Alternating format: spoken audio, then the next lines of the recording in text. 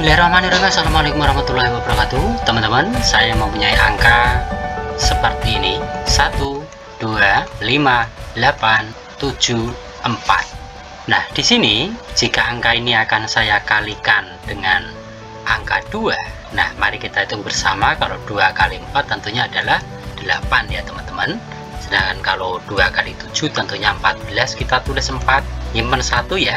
2 kali 8 ini tentunya 16, tambah 1 adalah 17, berarti nyimpen 1 kita tulis 7 ya. Dan 2 kali 5 tentunya 10, ditambah 1 adalah 11, kita tulis 1.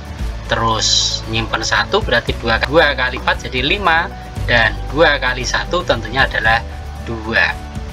Apa yang menarik di sini teman-teman? Kalau teman-teman perhatikan di sini, setiap angka dari yang kita kalikan ini, jika dikalikan 2 angka ini ya, itu ternyata sama angkanya. Ya enggak nih? Ini 8, warnanya pun saya buat sama persis dengan warna yang berbeda-beda, bukan? Angkanya sama, hanya saja posisinya yang berubah-ubah. Menarik bukan? Baik, demikian. Assalamualaikum warahmatullahi wabarakatuh.